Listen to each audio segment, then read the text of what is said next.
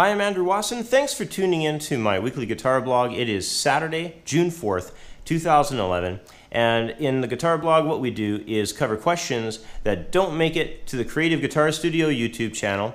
So we're going to start off with a question from, let's see here, who is this one from? This is from Nuno Miguel out in Portugal. Now, he wrote in with a very good question here, excellent one. I'll read the whole question to you. He says, I have a question about making a good practice routine. I've seen a lot on YouTube and I've tried them all, but they seem not to work and it's getting me really frustrated. I'm stuck on my progress and finishing my third year as a self-taught guitar player. But here where I live, there isn't one good guitar teacher, which is really frustrating for me because I really want to go to the next level. Having said that, my question is, how can I make a good practice routine that truly works for me? Well, thanks very much for writing in, Nuno. That's a great question.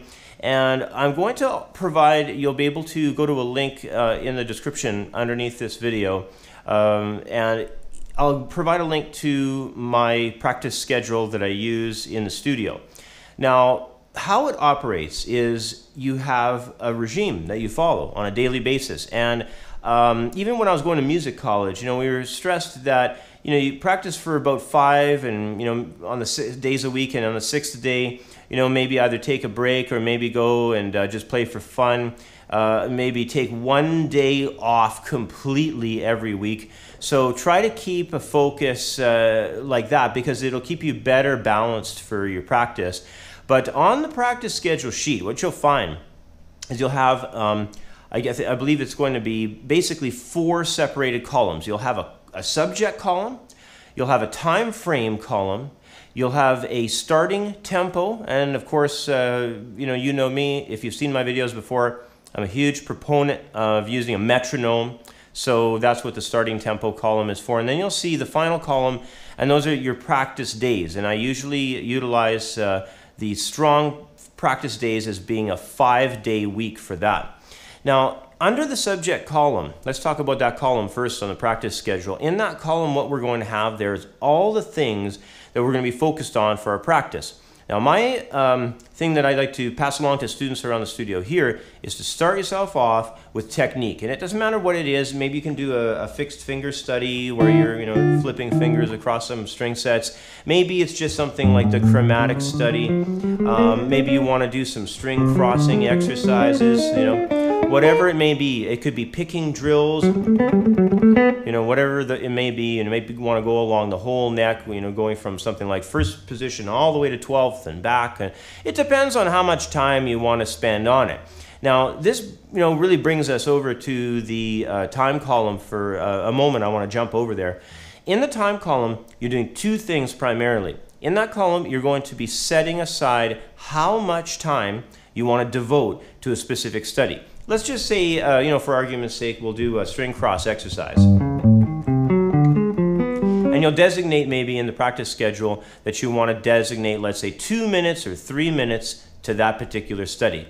Now, I highly recommend, while you're using any type of practice schedule, to also use some type of a clock or a timer device, something that you can keep track of your amount of time that you're going to be spending on this. So let's say you designate 2 minutes, you set it on a timer. After 2 minutes, the timer goes off. It's time to move to another topic that you want to work on. Maybe it's a fixed finger study. Maybe it's a picking exercise that you want to move along the neck, or whatever it may be.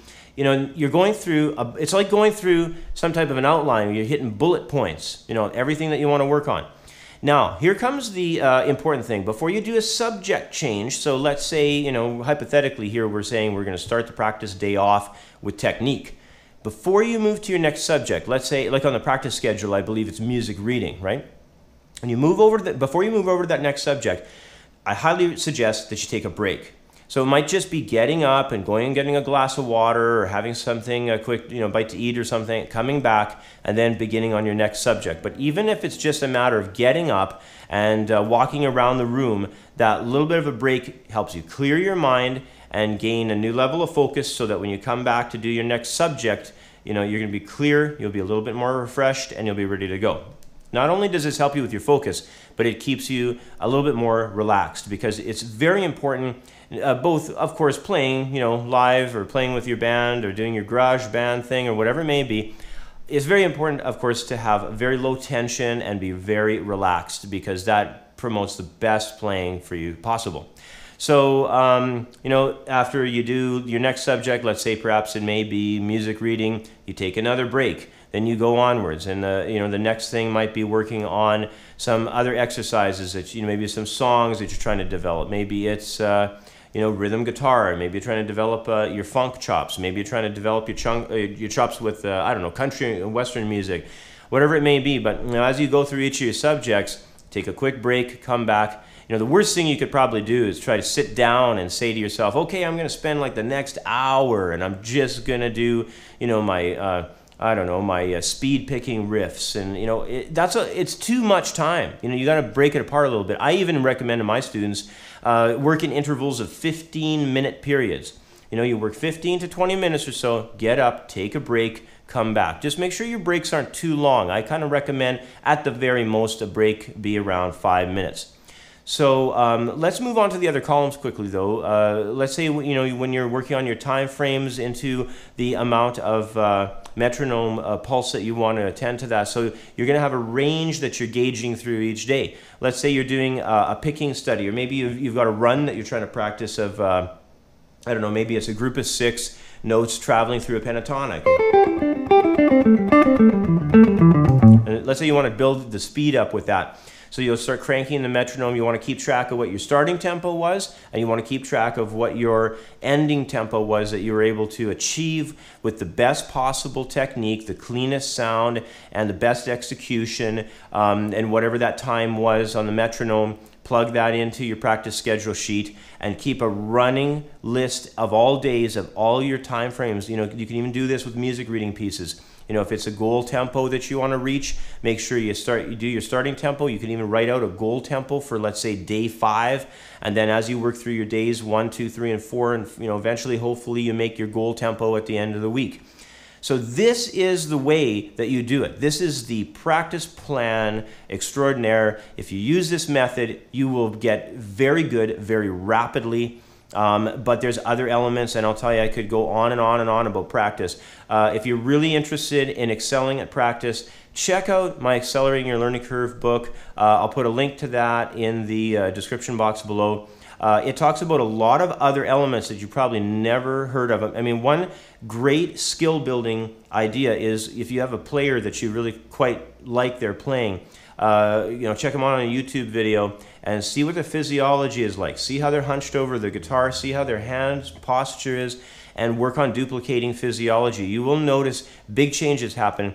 And I really noticed that in my playing when I was going to do more and more recording. And in the early 90s, I did a lot of recording. And I felt that sitting position, hand position, and body position made a huge difference in how well I could bang off different kinds of recordings when I was trying to lay stuff down, whether it was in the studio or whether I was in my home setup where I was doing recording. So keep that in mind as well. But that book on Accelerating Your Learning Curve that I put together, it's excellent, so you can check that out. Now, let's move along. I want to go into the next question. And we're going to hit this one from Clay. He's 19, and he says he's a struggling solo artist, and as much as he would want to find a band to play with, he says he feels out of luck. So he isn't able to find anybody just right now to form a band with, but that's okay. Now the question and the letter goes on here saying, that being said, I work hard when I write songs to attempt to not use chords that are uncommon. Unfortunately, it seems like I just move the capo on different frets and play the same chords in variations.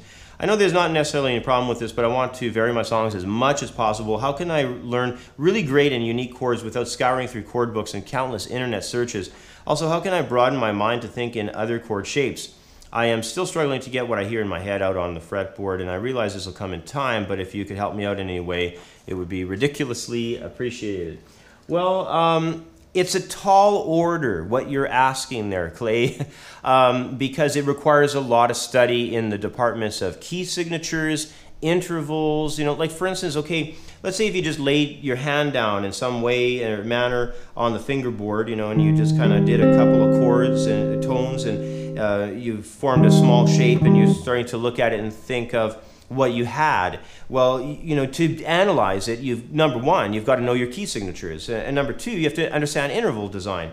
Well, in that little layout of notes there, I'm on an E flat, and then I went to a G natural, and then I went to a C. So right away you can tell not only is the interval ideas important, and what I had mentioned about key signatures, but you also got to know your notes on your neck.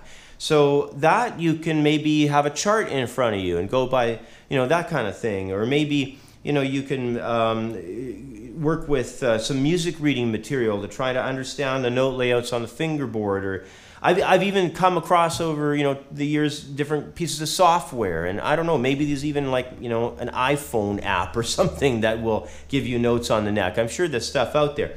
But the idea is you got to know your notes and see how they relate one to the next. I have this E flat to a G, and then on the top end there I've got a C note on top of that. So, you know, you have to be able to look at that and understand, okay, I've got a major third and I've got a major sixth. So I've got some kind of a major sixth chord because, you know, the third makes it major, the sixth means it's coloring up as an extension. So you get this basically, you know, as a layout here. You could add another note in, and, you know, if I added another note in, all of a sudden, you know, I could have another type of chord. I've got to, you know, if I added an F, now I've got a major 6 with a 9 in it, you know. But if you don't understand how everything kind of comes together, if you don't understand your key signatures, and if you don't understand intervals, I mean, you're really at a loss. So it's a lot of practice. I mean, for stuff like this, like, if you sounds like you're kind of serious, you know. So I would probably say hit a local music college course where they might do sort of an evening program on harmony and theory, and start getting your harmony together and understand how chords operate.